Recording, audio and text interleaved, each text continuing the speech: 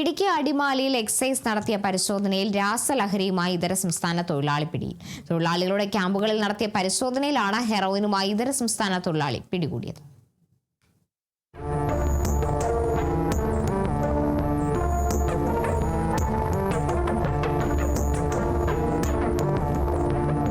രാസലഹരിയുമായി അതിഥി തൊഴിലാളി പിടിയിൽ.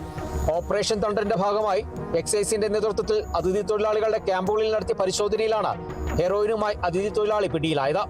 എക്സൈസ് ഇൻസ്പെക്ടർ അവിൻ സാജിന്റെ നേതൃത്വത്തിൽ അടിമാലിയിൽ അതിഥി തൊഴിലാളികളെ ക്യാമ്പിൽ നടത്തിയ റെയ്ഡിലാണ് 2 ഗ്രാം ഹെറോയിൻ പിടികൂടിയത്. പശ്ചിമ ബംഗാൾ മുർഷിദാബാദ് ജില്ലയിലെ ഹസീബുള്ളാണ് പിടിയിലായത്.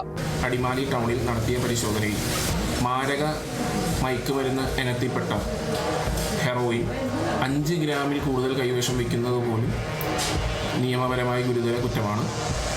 2 ഗ്രാം ഹെറോയിൻ കൈവശം വെച്ച ഹിസ്ബുൾ ഇത് പെരുമ്പാവൂരിൽ നിന്നുമാണ് മേടിച്ചത് എന്നാണ് പറയുന്നത്. ഇതിനെക്കുറിച്ച് കൂടുതൽ അന്വേഷിക്കുന്നതാണ്.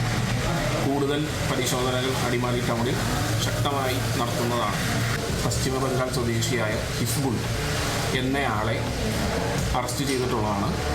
പരിശോധനയിൽ എക്സൈസ് ഇൻസ്പെക്ടറിനൊപ്പം AEI ഗ്രേഡുമാരായ Binumon KP, Suresh Kumar KK, preventive officer grade Meeran KS, CEO-മാരായ ഷിൻഡോ ഷാജി, മണികണ്ഠൻ R, അനൂപ് P എന്നിവർ പങ്കെടുത്തു.